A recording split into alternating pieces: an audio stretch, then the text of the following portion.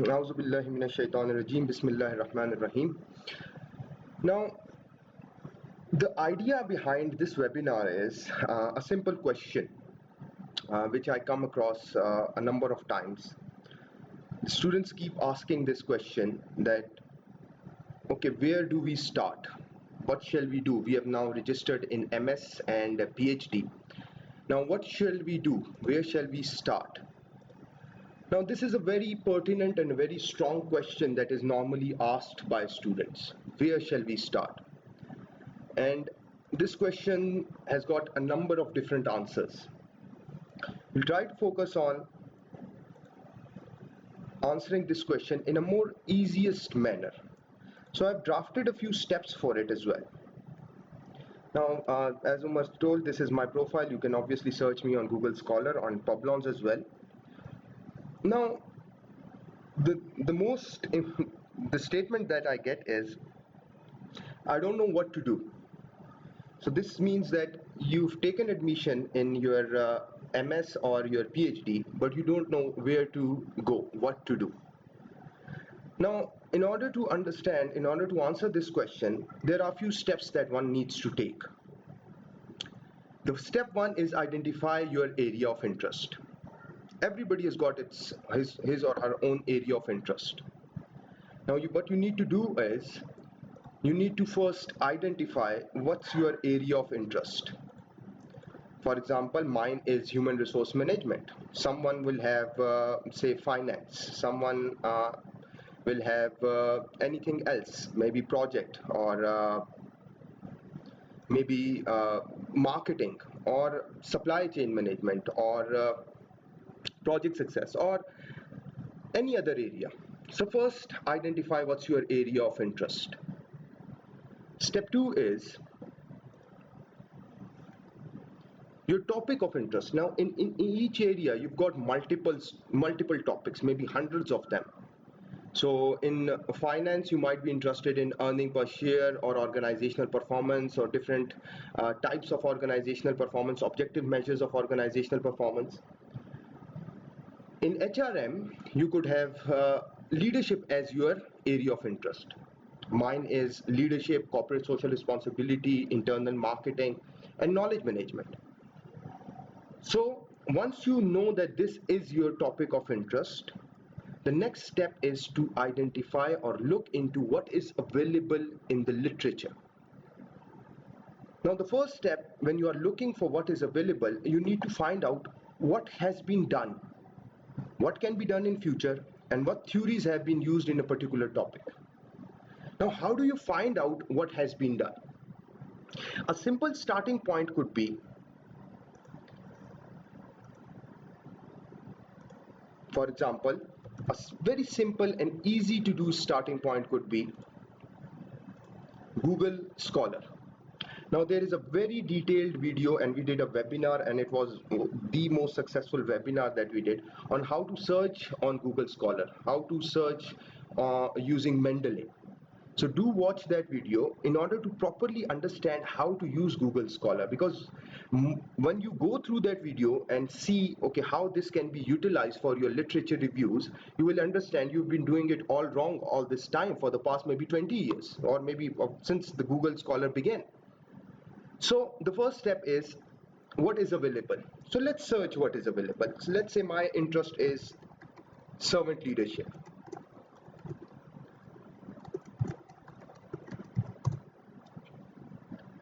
So what Google gives me, it gives me hundreds of papers. This link here will have hundreds of papers in there. I can't go through all these papers. So it's literally impossible for someone to go and read all these papers. So I want to know what is available, what's latest. So let's say I select since 2009 from here. Now what I see is, I see latest papers on servant leadership. This will give me a very clear idea as to what is done or what has been done. Now when you are searching for what has been done, it's a very good way, or what you should do is you should look for systematic reviews. Recently, there has been a significant rise in using systematic reviews in business management. So what systematic reviews do for you is that they give you a clear idea of what has been done in the past 15, 20, 30 years on a particular topic. So let's say my area is servant leadership, and there is one topic done or one systematic review done by Nathan Eva from Monash University, and this is the paper. So let's open this paper and see what's in there and how this paper or this particular paper can help me. So let's download it and see what's in there.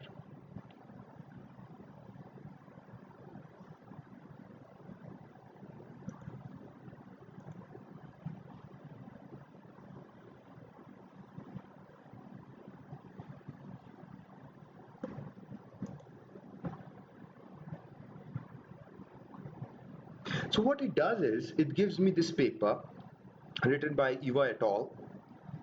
And then obviously this is abstract, there is introduction, and the first thing is that I get a chart. This shows me that okay, this is servant leadership publications by year and type, the types of publications and the year of publications. So recently there has been a significant rise in the empirical studies on servant leadership.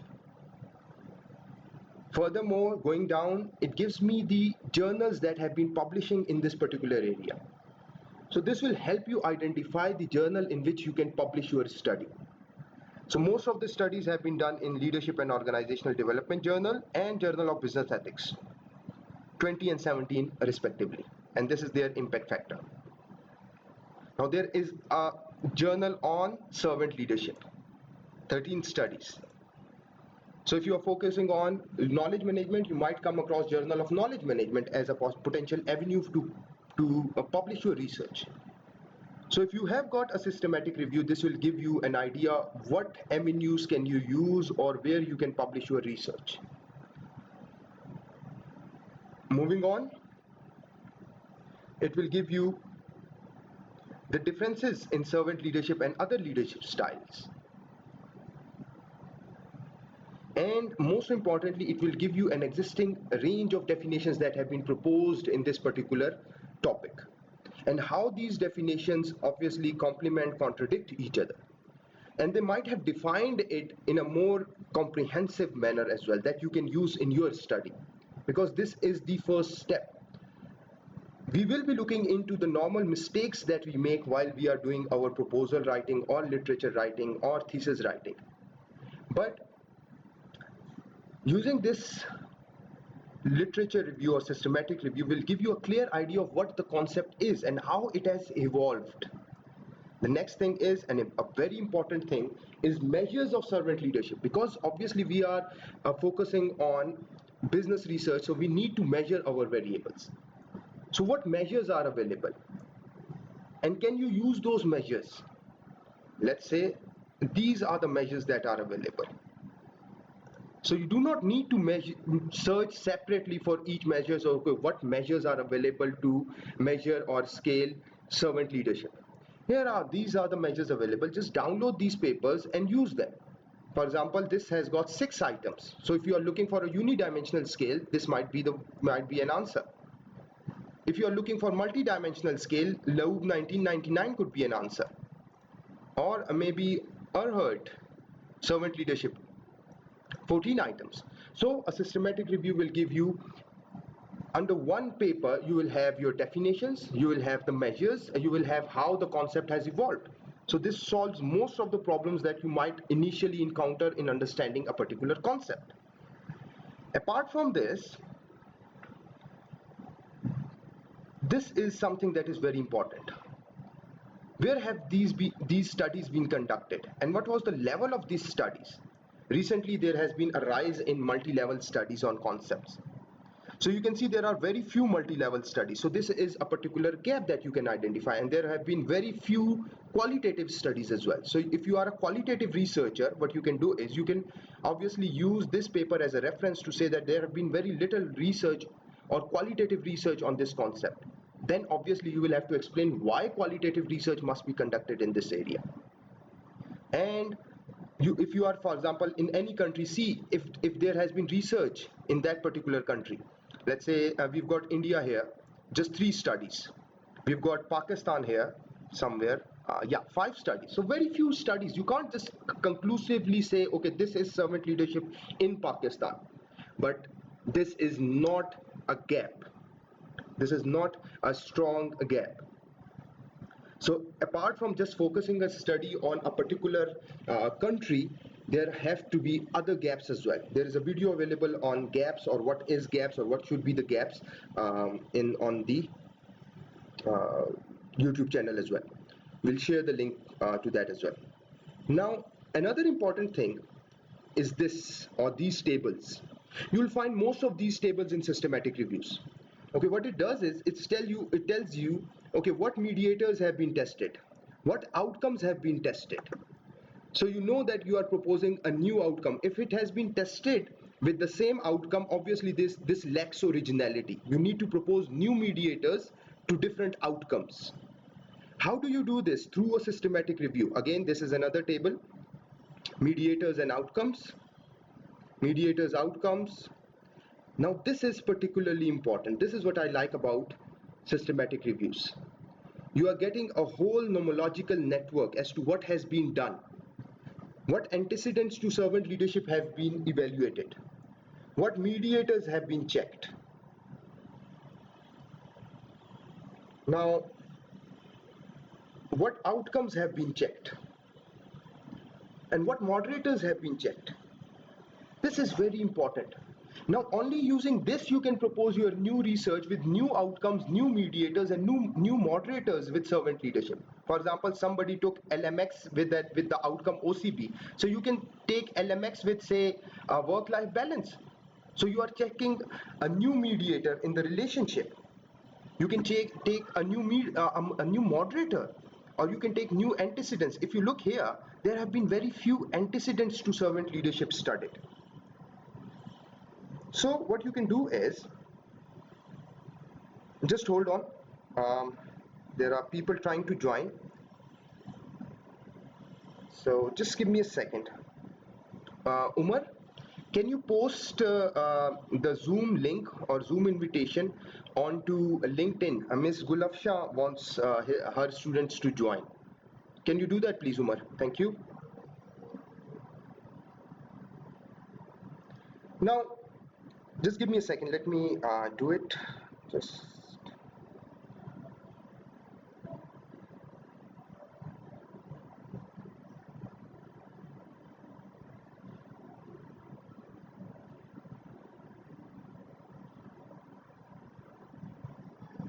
okay. Now, so using this particular nomological network, you can propose maybe tens of new studies, if not hundreds, but tens of new studies.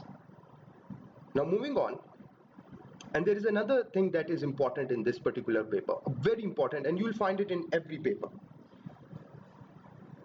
And that is that it gives you directions for future research. So it is giving you research questions that you can utilize. So you can obviously take this research question and conduct your own study. For example, this says that so it says, how does organizational culture influence the display of servant leadership? So they have proposed research questions that future researchers can use and propose their own studies. Obviously, it's always recommended, do not take just one question. Merge these 2-3 questions together and propose your model. This will add to originality of your research. And another important thing that like you get from these systematic reviews, it clearly identifies the theories that you should use. So you do not have to search for theories as well. This is a very good starting point for someone who does not know, okay, what should I do? Where should I go? What is available in research?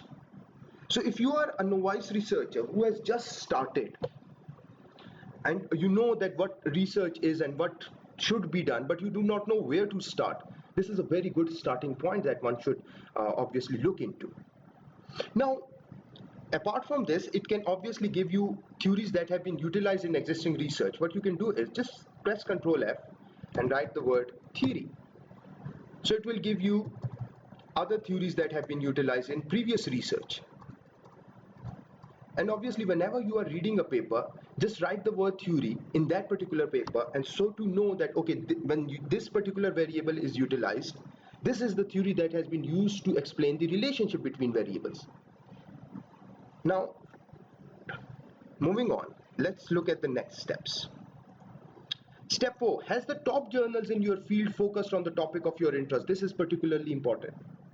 Sometimes we focus on a particular topic that is actually not very important. For instance, recently me and Umar had trouble publishing a paper on university social responsibility. I've published maybe 7 or 8 papers on corporate social responsibility, and I thought that this could be a very viable topic for universities as well. But I could only manage one paper, and while I was writing my second paper, I had like faced rejection for maybe 10 or 15 journals, and finally it went into review in recently, maybe 2 weeks ago.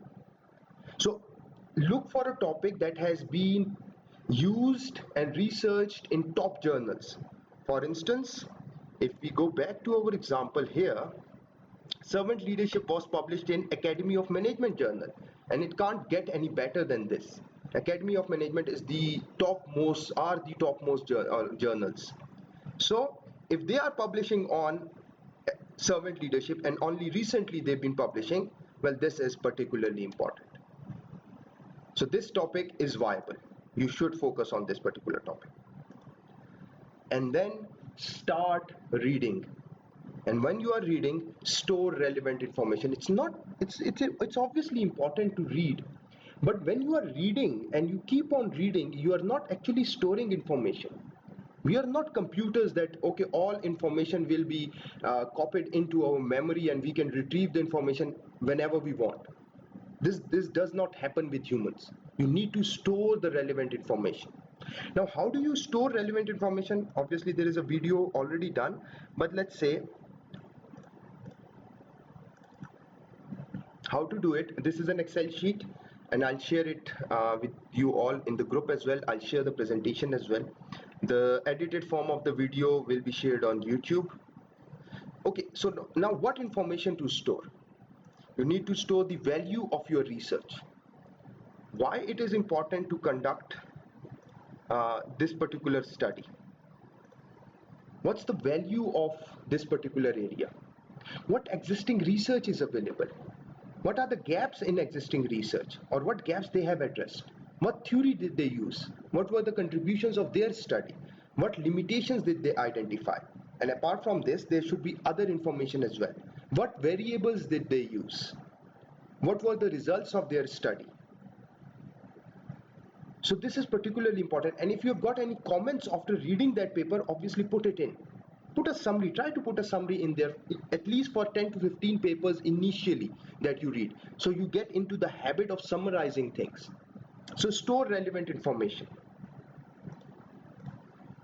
Once you have done it, you should be able to identify where a particular information is located. So once you have read through the paper, maybe 10, 15 papers, you would know where the gaps are or where the gaps are written. You would know where theoretical implications are written. You know where the questionnaire or the scales are provided. This is particularly important when you are writing your own thesis or your business research proposal. So you know this particular information will be located in this particular area. And then start proposing. But do not propose in haste.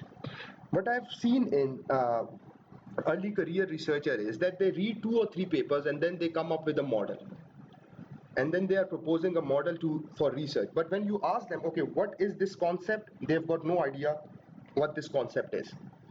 And if you ask them, how are you going to measure this concept, they have no idea how it will be measured. If you ask them what theory are they going to use, they don't even know why a theory should be used. So do not propose in haste. I've been saying that you need to read at least 15 to 20 papers and understand every single terminology that is in the paper. For example, scales, measures, analysis, conceptual framework, theoretical framework, theory. You should be able to define these concepts in context of your research. And maybe in general, you should be able to understand or grasp these concepts as to what they are. Before that, you should not start proposing a model, because then you will propose a wrong model.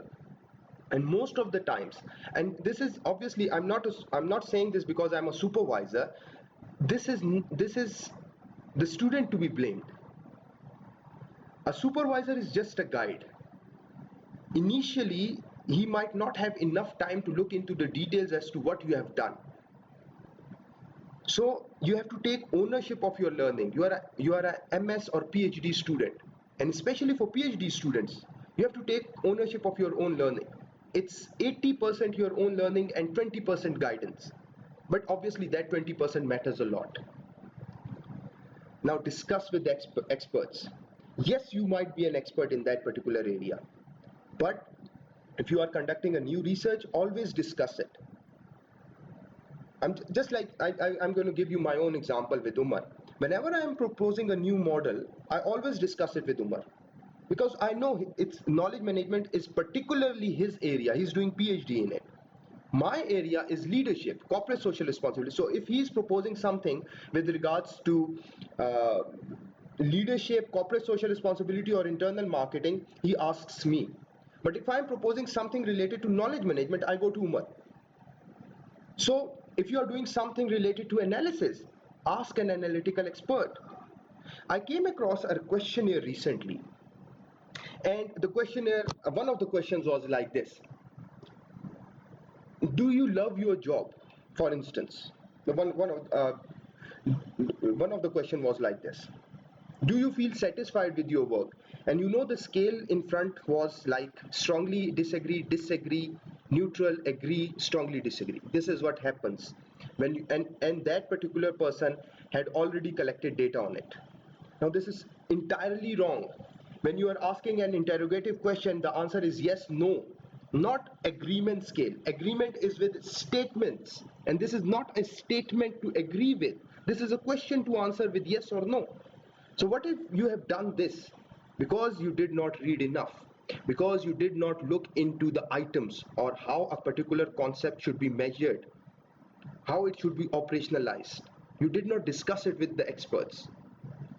For example, it was long ago, maybe 7, 8 years ago, that there was a student, a lady came in, and she said, okay, I've done the tests and these are my results, I've collected the data, this is my thesis, but the examiners have rejected my thesis. And I said, well, why?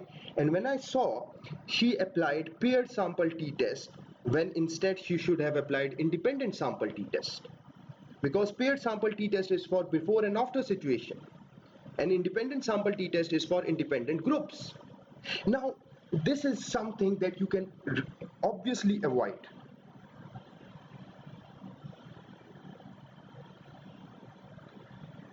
So, discuss with experts and try to write and get it reviewed. Obviously, start writing after reading enough papers and storing enough information. So, start writing, and now, obviously, do not start writing the introduction. How can you introduce something when you do not know that particular thing or particular concept? Now, in order to know that particular concept, you have to read that particular concept. You have to write literature on it. So once you write the literature, then you can write the introduction, because literature will give you more gaps, more contradictions, more theories that you might be able to use, and obviously get it reviewed not only by the experts or your supervisor, with your peers as well, those who you can trust. So get it reviewed. And again, don't be discouraged. Take the critique openly. And I always say that, and we miss on this opportunity. Umar, if you have got that document that you first gave me, and I totally marked it red. It was 10-page document with maybe 15 pages comments from me. And that was all red. But he was not discouraged and he took critique openly. And that's the reason he was able to publish at least 12 to 15 papers, I think, for by now, in Impact Factor Journal. Two of them in 3-star journals. And another paper is in Journal of Knowledge Management. Even experts these days, like they can't publish in Journal of Knowledge Management. So take critique openly and be humble as well. Don't be proud that you are publishing. That's something that should be discouraged. Okay, so this was all about when you don't know what to do.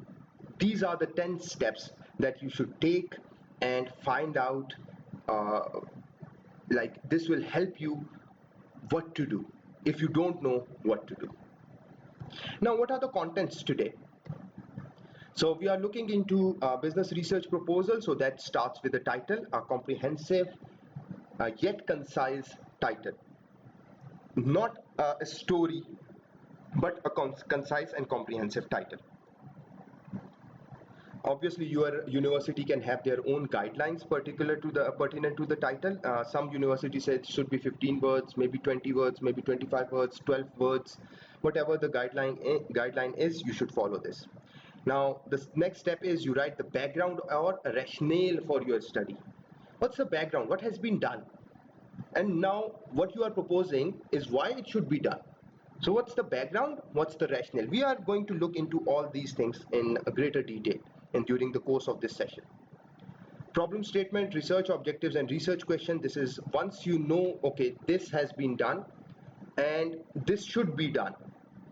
Then you propose your thesis statement or your problem statement. And from that problem statement, you extract your objectives. And from those objectives, you draft your research questions. And once in your thesis is complete, you are actually answering those research questions. Once those research questions are answered, research objectives are achieved. And once those objectives are achieved, problem is solved. So this is the interrelationship between these three things. Then you write the literature review. Now in proposal, the literature review is not that detailed, but it should summarize your conceptual or your theoretical framework. You should be able to define the concepts and you should be able to identify the interrelationship between the variables. Your research methodology comes next, your plan of work and time schedule, and then finally your references. Now, the session looks into the importance of research proposal, the elements that are to be included, those are mandatory, something that could be optional.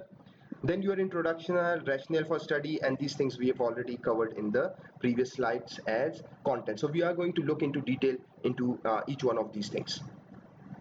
Now, what is the importance of research proposal? A research proposal is a document of usually 6 to 10 pages. Now, again, this is subjective. You might come across, or like in Malaysia, they ask for a very detailed research proposal. In Pakistan, it's normally in universities, it's 6 to 10 pages. Maybe same in India, African countries, or England, or other countries. But obviously, you will have to follow the guidelines of your university. If they say that they want 100 pages, then obviously it has to be more detailed literature review, more detailed methodology that will become part of your thesis, obviously. Now, this proposed research is usually a master's or doctorate by thesis, but it can also be work for corporate purpose. Obviously, if you are doing corporate level research, applied research, then it can be initially in the form of a proposal. University students usually write research proposals for academics who may eventually supervise the work based on the proposal. Obviously, you write it for your thesis, and then obviously it is submitted to your senior academic in your department. Now, another reason to get the proposal right is that this can save you time in the long run. Again, I've mentioned it previously. Do not make those silly mistakes that I've identified previously, and I'll be identifying some more mistakes later in this session. So try to take your time. Try to be focused. Do not make hasty decision. Do not try to rush into writing or finalizing your proposal. Obviously, heed or take care of the time, but do not rush or unnecessarily rush to write your proposal. Now, if the proposal is well designed, well structured, well formulated, well thought of, it can form an outline of the thesis to follow and ideally can be mapped onto various parts of the final thesis. Obviously, you can use your proposal to be part of your final thesis. That is perfectly allowed. Now, a research proposal can be rejected as unsuitable or poorly designed, and based on this, a piece of research can be rejected. Obviously, if your proposal is not right, your end product is not right. It's just like building a house. If your design is not right, obviously you can't build a house. So the proposal is therefore an important document, one that is worth spending some time on to get right. Now, elements to be included in proposal. What should be included in proposal? Something that is mandatory. Introduction or background to the research problem or issue, including an identification of gap in the current research. It's sometimes I come across a proposal in which students have written a very good introduction. They have identified the value of the topic. They have identified why this particular concept, why this particular topic should be studied in this particular area. They've identified, yes, there is a problem, but what they fail to identify is whether there is a need to study this particular problem. What has been done in previous research pertinent to this particular problem or this particular area or this particular topic? What relationships have been tested? And if you are proposing to test new relationship, why they should be tested? Now, this is again very important for your theoretical contributions. Sometimes we come across papers and theses and proposals in which the student has written, okay, Mr. So-and-so or Umar et al. Has proposed that this particular variable should be tested as mediator. Okay, well and good. Yes, very good. They have proposed because they have published their research. It's very viable. But then they fail to identify why this particular variable should be tested. Now, this why is your theoretical contribution. That was what. So obviously there is a video on theoretical contribution. Do watch it so you understand the difference between what and why. So this is particularly important. Rationale for this study. Once you obviously again why this research is needed. Why should I take knowledge management practices as a mediator between internal marketing and organizational performance? Why should I do a multi-level study? Why should I conduct a study in higher education? Why should I conduct a study on public sector organizations? Why? So this is your contribution. This builds to become your theoretical contribution. Then you propose your problem statement. How to do it? We'll be looking at it. Research questions and research question objectives are followed by this problem statement should have been research objectives and research questions. So mind the typing error. Significance of study. What's the significance? Why is this particular study important? In research, you obviously when you are writing paper, this is in the form of implications. The theoretical implications, the policy implications, the individual level implications, the managerial implications, the organizational implications. What's the benefit of the study, and then the contribution of the research into the general area or specific area. What are your contributions? Now, some of the times students have mentioned all these 5 points above, but they fail to mention the contribution of their study and their proposal is rejected. So you need to mention the contribution of your study as well. Now again, moving on, preliminary literature review. I've already mentioned you need to define the concepts, operationalize them. How are you going to define them in your study? And followed by this, how are these variables interrelated with each other so that you can propose your research model that people can believe in, that a reader, a supervisor, a reviewer can believe in. Your theoretical or conceptual framework. Now, whether it should be called theoretical or conceptual framework, again, there is a very good video on the channel. Your proposed research methodology, your research plan and outline, and your timetable of proposed research. Now, these things are mandatory in a research proposal. And finally, list of references. What have you done, or from where did you collect this particular information? And this shows, now the style of following the guidelines for references shows your seriousness. Sometimes what we do is we copy and paste it from here and there. And the references are missing either the volume number, the issue number, and other things. So this shows your lack of seriousness. And this is especially important, very important. I'm saying it's critical. Because most of you will be writing your proposal to be submitted to international universities. And you know what? There is a very good author on CSR, Andrea Perez. And she writes in CSR. She has published extensively in CSR. And we've been lucky enough to work with her. And you know what she told me? She rejects most of the proposals internationally because they have got a weak list of references. Why? Because this shows lack of seriousness of the graduates. And even when I'm working with her, and me and Umar are working with her, and the first thing that she looks into whenever we send a draft paper, she looks into references. and she sends the paper back without any comments, and she says, Fawad, first set the references. Now this is particularly important.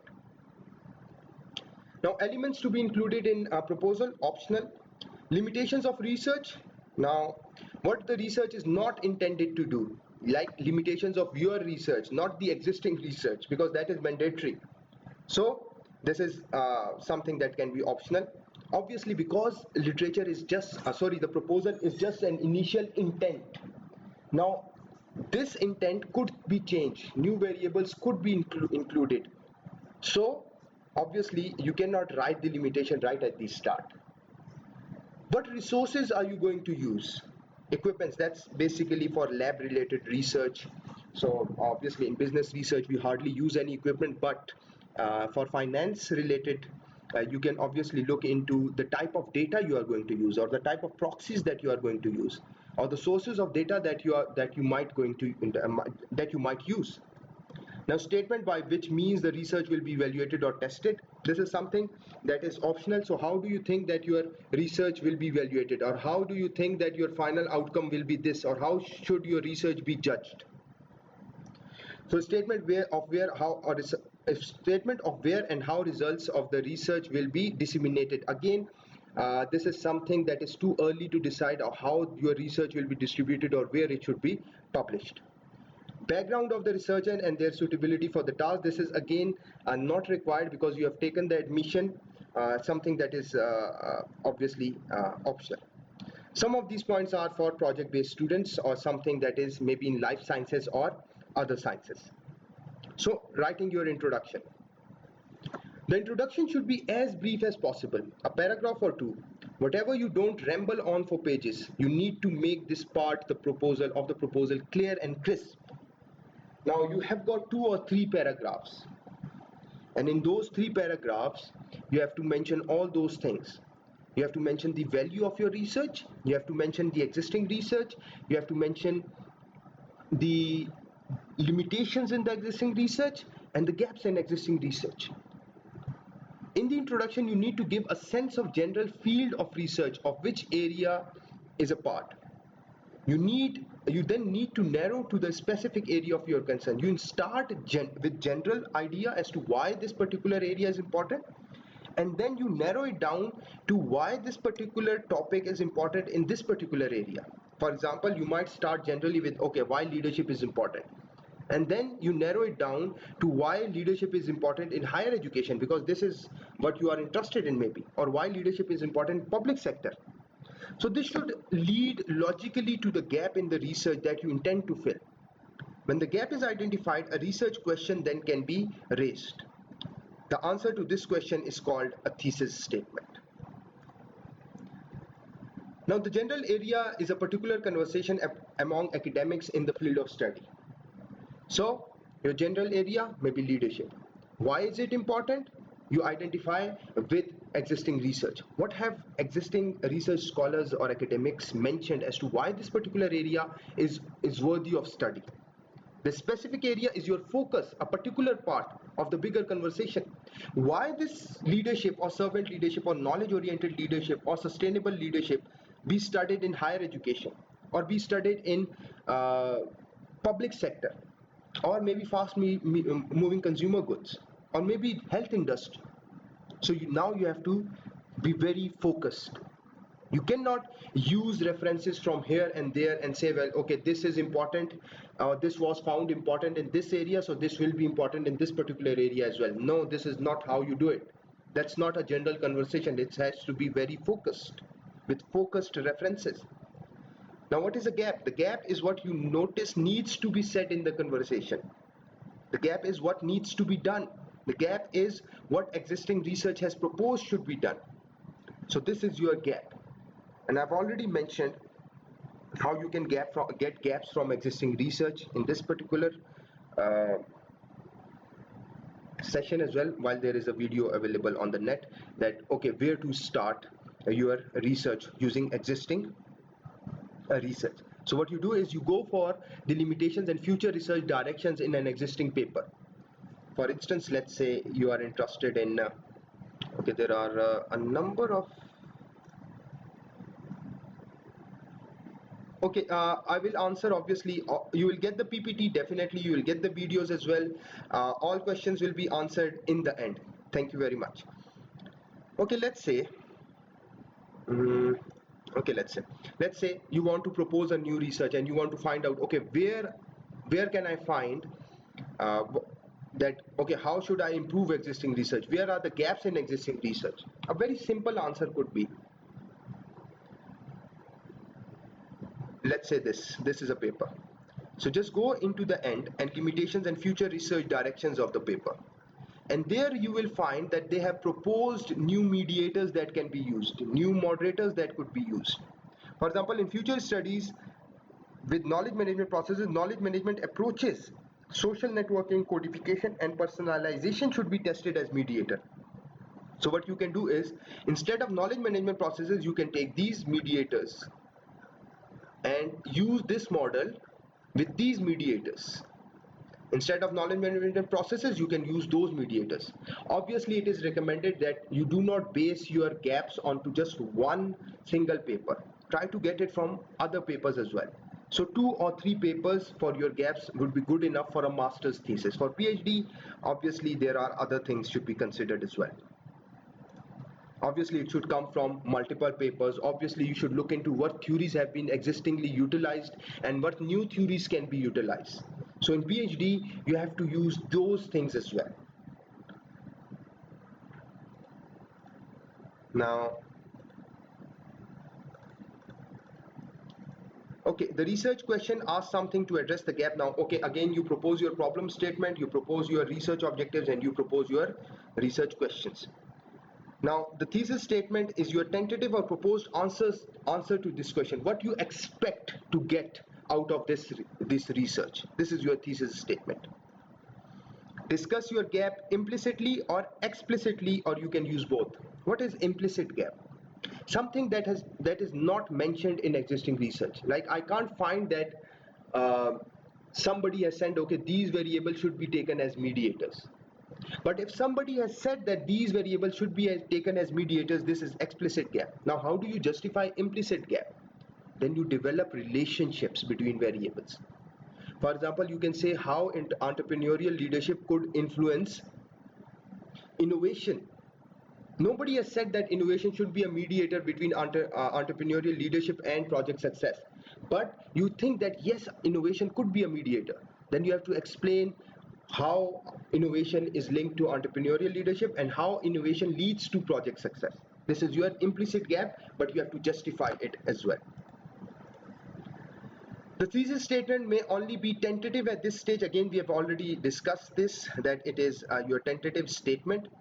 It is not expected in a proposal that you have an answer to your research question. This is what a thesis provides. However, because the thesis will provide you your thesis statement, because now you have tested your data or your framework. So you are now in a better position to have a conclusive evidence. Okay, this is what my thesis did. This is what I got out of it. However, it helps you to have a tentative answer that, okay, yes, the variables or these variables will be related with each other. That you are proposing that these variables will be related with each other. A hypothesis is useful for this purpose, though this might only be necessary for more empirical subjects like economics or HR or any other. Further points to note, outline any controversies. This is very important. Now, if you are reading through the literature and if you read enough from the literature, you might find out that one study has said that, okay, there is a positive relationship between the two variables, while another has mentioned, okay, there is a negative relationship between the variables, while another has mentioned there is no relationship between the variables. So this gives you further ground to conduct a research or further ground to relate particular variables with each other. Use symbol and jargon free language. Obviously, just research has got its own language. It should be very simple and it should be jargon free, and it's not what you call it, a novel or a work of fiction. So avoid using those language that is used in fiction or a novel. The introduction must narrow down, not get wider. Obviously, you start with the general area and then you obviously get as specific as possible. Now, rationale for the study, one page obviously is sufficient. that obviously it's justify why this study should be conducted. The size of the industry or area involved, okay, what industry or area you are going to look into, and is the reason that you have to mention this is this justifies as to why this study should be conducted in this particular area. Now, gaps in the literature pertinent to that particular area, we have already talked about this.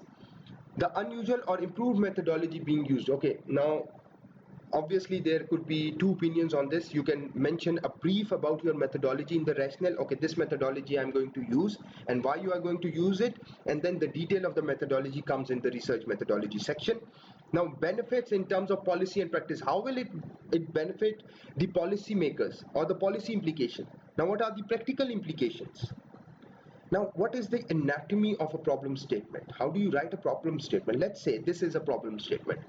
To determine the extent to which career satisfaction mediates the relationship between servant leadership and life satisfaction in higher education institutions. Now, to identify key terms in your problem statement, look for the subjects. Now, what are the subjects in the study? Servant leadership, career satisfaction, and life satisfaction are the subjects that are going to be studied. What are the verbs? What relationships are you going to test? You are going to test impact and mediating role. Where are you going to test this? You are going to test in higher education institutions. Now, these things should be part of your problem statement. Now, definition of key terms must be precise in order to identify the subjects of the research and to gain access to the relevant academic literature. Precise definitions will allow you to explore the literature. Now, whenever you are defining the concepts, you should have precise and clear and concise definitions. Now, the literature review, what it will do is it will help you refine your research objectives and research questions. That's the reason I was saying earlier that do not start by writing your introduction. Start by reading literature as much as possible so that this gives you a clear idea as to what your research objectives should be, how you should formulate your research questions, and this will give feasibility to your topic.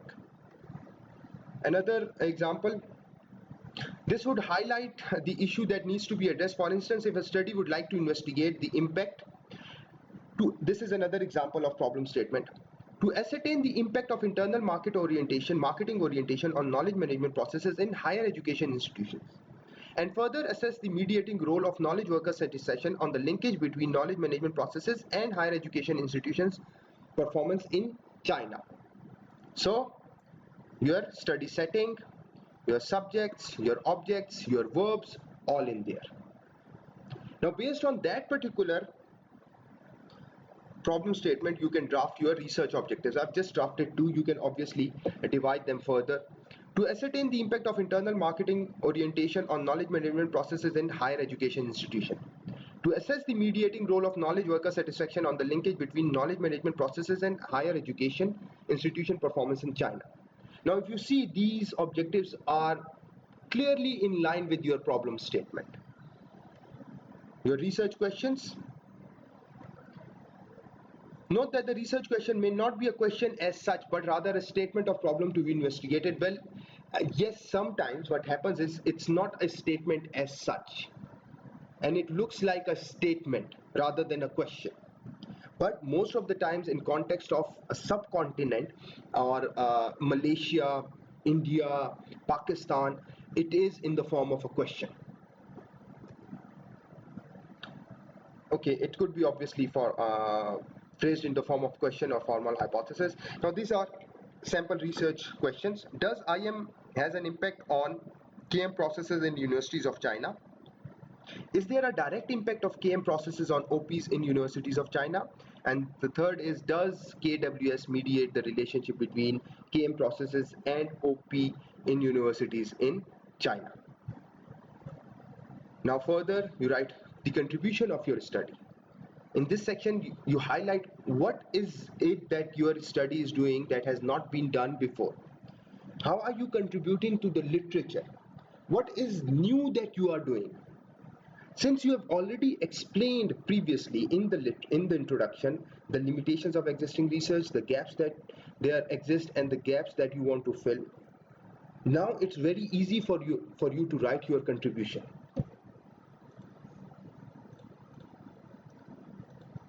So the importance of research outcomes, the practical or theoretical nature of outcomes, these should be part of your contribution. Now, here is a very good example of how to write your sample contributions. Now, based on the gaps and limitations, the objective of the study is to ascertain interrelationship between IM, KM processes, KWS, and OP in higher education institutions in China. To bridge the limitations, this research assumes to fill the identified knowledge gaps of KM in higher education institutions, and in doing so makes several theoretical contributions to existing literature by assessing. Now, these are the contribution now. What's the first contribution? Assessing the interrelationship between IM, KM processes, these are the processes, KWS and OP. The study first assesses the impact of IM on KM processes and further ascertains whether KWS mediates the relationship between IM and OP. Now, these are the contributions of this study. Now, why would these contributions be helpful? This would help in providing a basis for understanding the mediating mechanism through which KM processes affect the performance of HEIs. With significantly limited research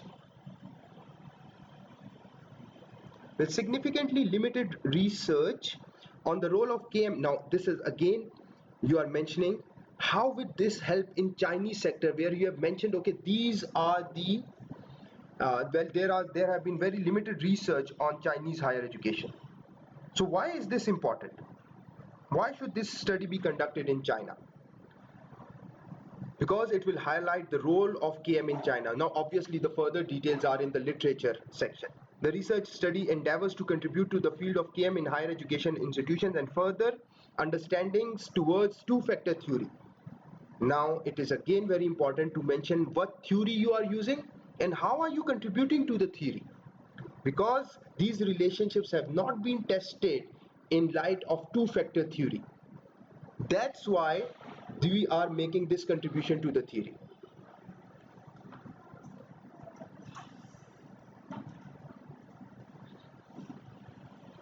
So what the theory talked about, well, there are multiple ways to write contributions as well. This is one way. Another way could be that you, in your introduction, you can have a paragraph or so on the theory. What theory you are using, how do you define it, and has there been previous research, or why should this theory be used? And then in contribution you mention how are you contributing to the theory, because this theory has not been utilized to evaluate these relationships, or or establishing these relationships in light of this theory will obviously enrich this theory. So this is why, or this is how you use the theory. Now, preliminary literature review. Obviously, you can write around 2 pages or more, depending again on the university. What is preliminary literature review? You write the definitions of the concepts or the major school of thoughts. Okay, now if you are working on identity or employee identification or organizational identification, this particular variable actually flows from social identity theory. So you can't just go on and write the definition of the concept without identifying the major issues or school of thoughts or the major theories. Then you go for the definitions of the terms, and how are you going to define it in your study? And then how are variables related to each other? Do not just say that, okay, Mr. X said this variable is related with this, Mr. Y said this variable is related with this, and now I am saying this variable is related with this. Obviously, if Mr. X and Y has said this, there's no need for you to say this. There should be critique in your literature review. It should be critical literature review. If they have said it, why have they said it? Are there any contradictions? If they said it, did they measure in a particular setting, and your setting is different to that particular setting? That gives you the reason for your research. So try to identify any contradictions in your or the variables that you are interested in. Question arising from gaps that can be the focus of data collection analysis. Obviously, when you are reading through the literature, you are obviously identifying the gaps that can be part of your introduction as well, part of your literature review as well, if there are contradictions, and this can help you understand how to collect data on that particular variable. For example, most of the previous studies have taken this particular concept as unidimensional. but you think that this is a multidimensional concept, so this should be studied as a multidimensional concept. Again, this obviously is facilitating your data collection, data preparation, or your questionnaire process or questionnaire development process. So this is an example of sample literature. I'm not going to read all of this, but this is how your literature should be. You should define the concepts and then obviously look into how this particular concept may be linked to that particular area in which you are working. You can't just go on and write general literature review. That's why the heading here is knowledge management in higher education. If you are focusing on a particular area, your literature should focus on that particular area as well. Now, the theoretical or conceptual framework usually forms the final part of your literature review section, and it is obviously it is depicted in the form of a model. So the model is a visual interpretation of your theoretical or conceptual framework. There's a difference between conceptual and theoretical framework. Well, there is a difference, or they can be complementary as well. Some say that theoretical framework is one where you use one theory. Some say that theoretical framework is one where you use multiple theories.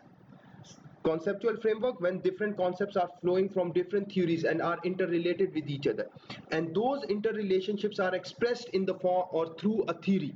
There is a very detailed video on conceptual and theoretical framework. Please do watch it. It will clear all your misconceptions on the YouTube channel. Umar will share the link onto the WhatsApp group. So you will know that whether there is a difference between conceptual or theoretical framework, or whether they are complementary to each other, or whether they are the same thing. Now, this is a sample framework. This is part of one of the paper that we did on KM enablers, KM processes, innovation, intellectual capital, organizational performance, and now your research methodology. Now, you do not have to describe the methodology in greater detail, but you should justify its use over other methodology. Or if you are using a particular methodology, if you are using a particular way to send questionnaires, if you are using a particular technique, if you are using a particular analysis technique, if you are using a particular scale, why should that scale be used? Why should that analysis be used? Why should that sampling technique be used? If you are using convenience sampling, what's your justification? If you are doing random sampling, most of the people we do not understand what simple random sampling is. We normally say that okay, we are going into an office and we just gave our questionnaire and we did it randomly. But this is not random sampling. We are planning, Umar and me are planning a complete session on misuse of sampling, or understanding sampling in practically and using it practically. So there will be a session on that as well. Now, what's the paradigm or theory that you are going to use? Is your research qualitative or quantitative? Is it survey based, correlational experiment? Is it field study? What kind of statistical measures are you going to use? How are you going to distribute your questionnaire? How are you going to collect the data? The timing of your questionnaire, is it going to be a cross-sectional study or longitudinal study, or is it going to be a multi-wave data? All the details must be part of this particular section.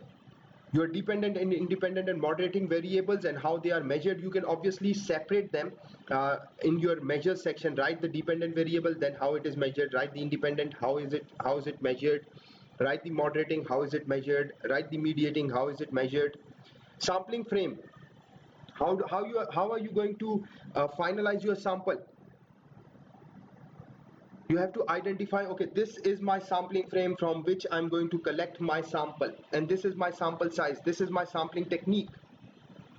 You could also explain how you are going to propose to have access to the data, especially for those in finance.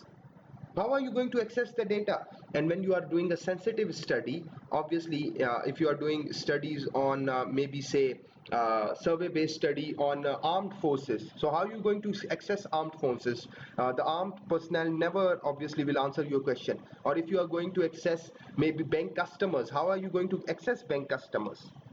If you plan to use simple random sampling, obviously then you have to justify or identify how you are going to access it. How are you going to analyze the data?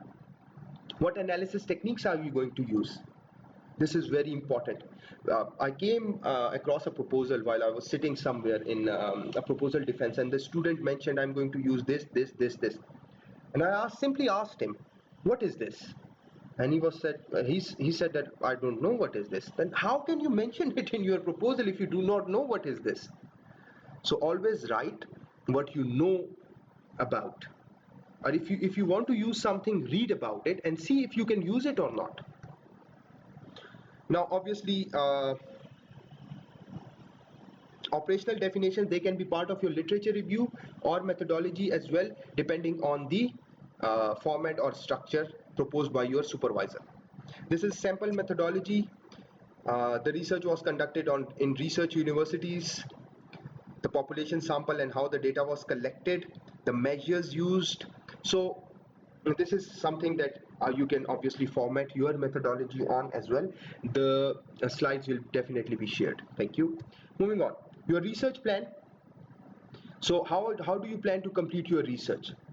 How what time you are going to allot to each of your sections? In what time do you think you are going to write the literature, then the introduction, maybe then the methodology or other parts of your study? So it will give you obviously a framework for direction to complete your thesis in time. And then obviously it shows your supervisor that you are well organized and you know that how you are going to allot your time to different sections. So obviously the extra time can be decided with your when you can agree with your supervisors. Now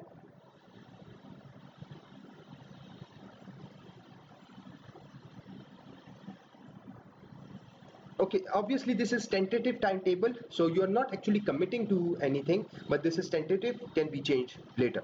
This is a sample timetable. I'm not going to in detail with these things because these are very subjective, and obviously your supervisor can or you can discuss it with your supervisor based on how much time you have got left for your thesis.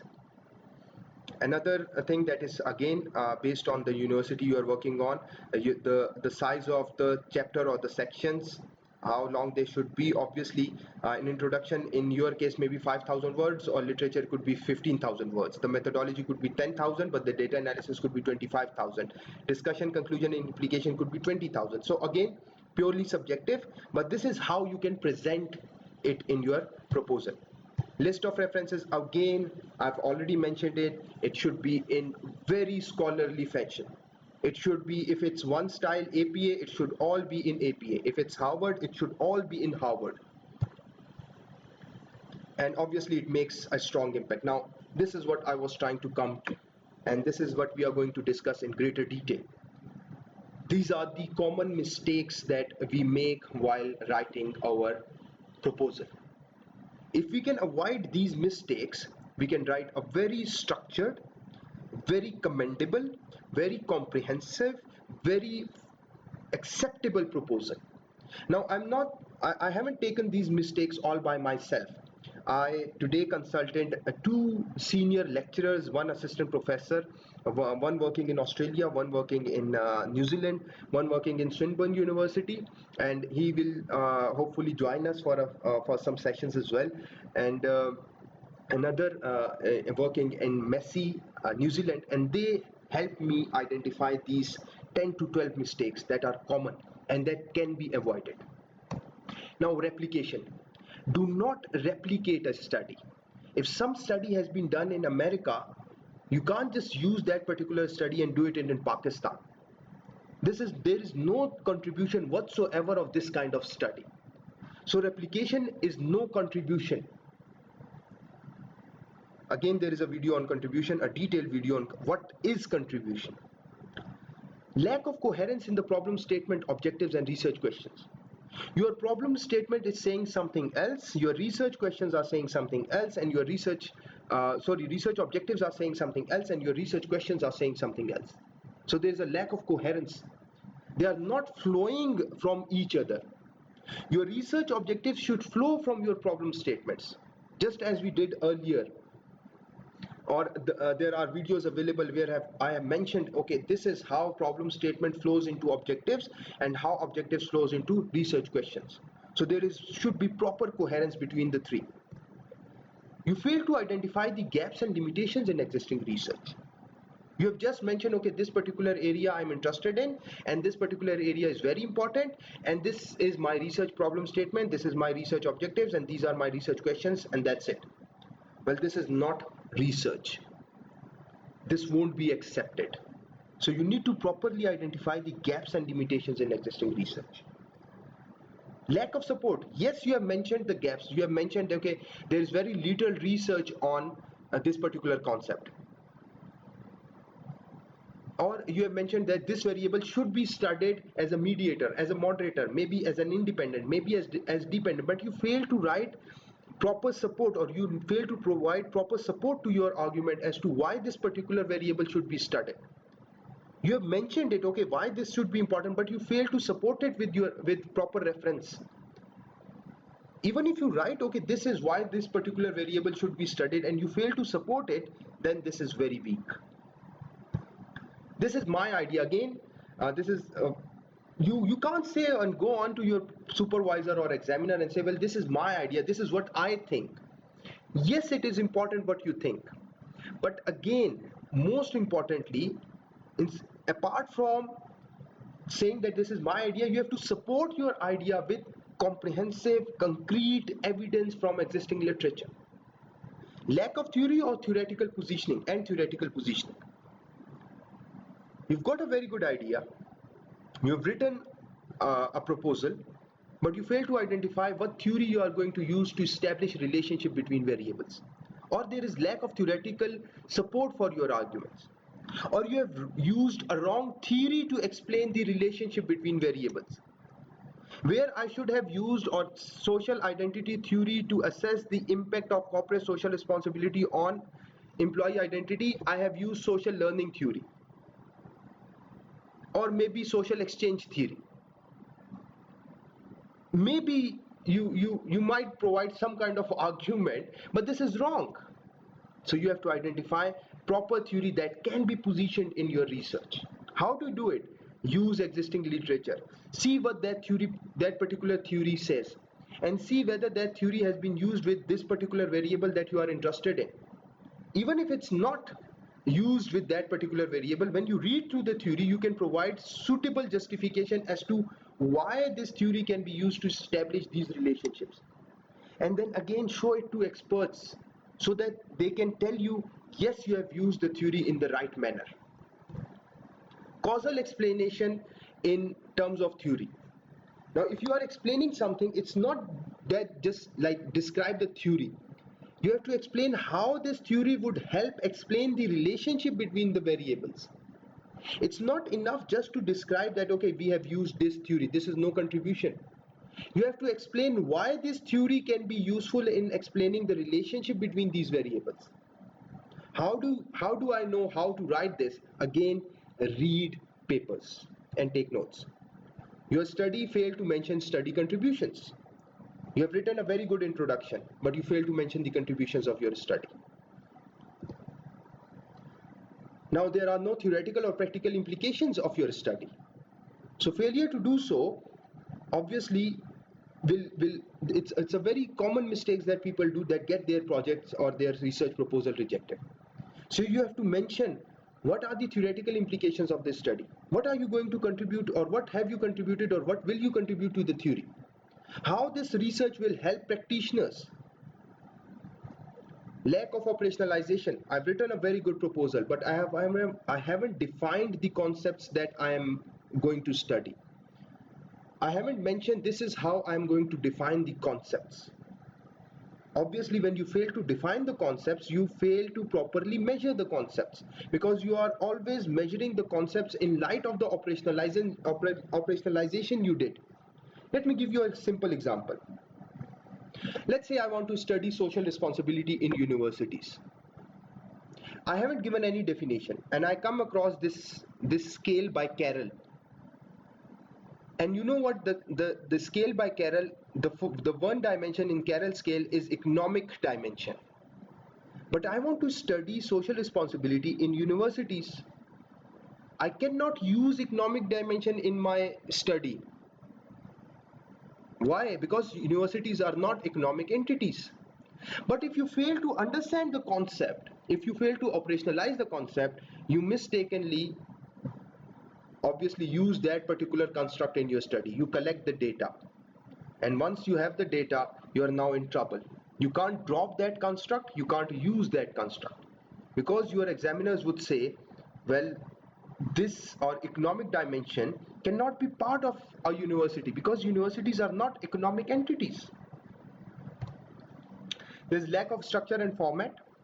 I'm going to show you an example for this as well. Lack of clarity in research methodology, whether you are going for qualitative or quantitative.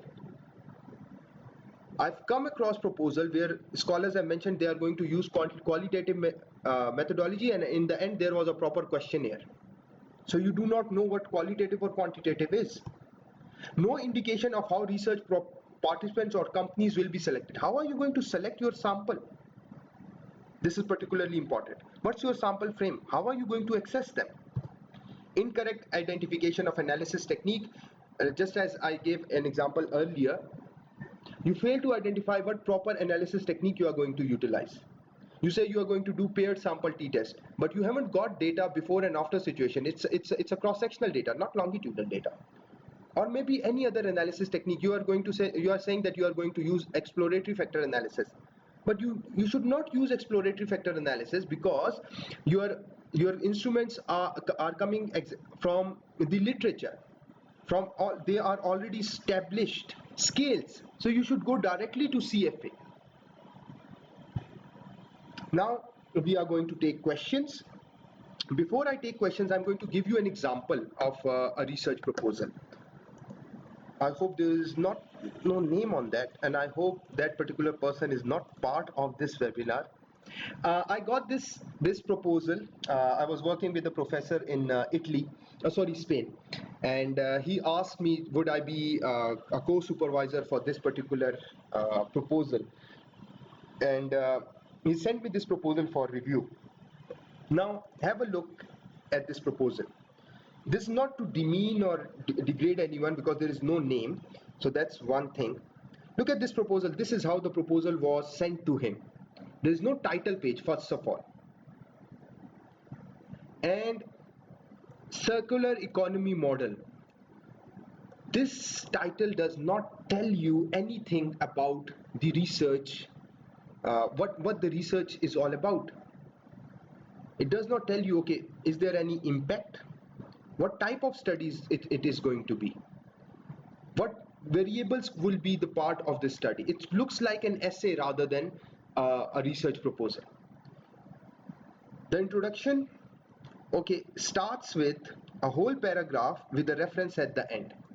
This is annotated bibliography. This is just a narration. Same is the case with this one. Now again, the scholars just jumps into the purpose and aims without identifying the rationale for this study. What are the gaps in the existing research? What are the limitations of the existing research? So the scholar just jumps directly into the purpose and aims, and even the purpose and aims are not clear. Designing parts in standardized and modular form to facilitate the process of recycling. Again, okay, so it's a contrived study, so they might be obviously thinking of changing what's happening on the ground. So these are the objectives. They rather look like recommendations rather than study objectives. Now what's the target population? Our research, obviously it's our means more than one person. Would analyze consumer acceptance in low income, middle income and high income consumers across EU. Well, this particular person, it wants to study the whole of EU. Is this possible? EU has got like maybe say more than 30 countries now, I think. If I'm wrong, I don't know. Although I've spent time in England, but I don't know how many countries are in there. So data collection will be done through surveys, structured interviews, experiments, action research and ethnography. How many techniques, like he included or she included any technique that he got or she got hold of? This is not literally possible. Then there is a questionnaire. How did you get this questionnaire? This is something that is looks like a qualitative research, but here it was mentioned surveys. So again the literature, I can go on and on. So but these are research methodology. So what is, okay, these are the independent variables. So what are the other variables in your study if these are the independent variables? This is work plan, again, doesn't make any sense. References, look at the references, doesn't make any sense whatsoever. Very few references, with no identification of the journal, the volume, the issue, and things like that. You do not send a proposal like this to your supervisor, let alone you are sending it for a scholarship in Spain. So be cautious of these things, avoid making these mistakes.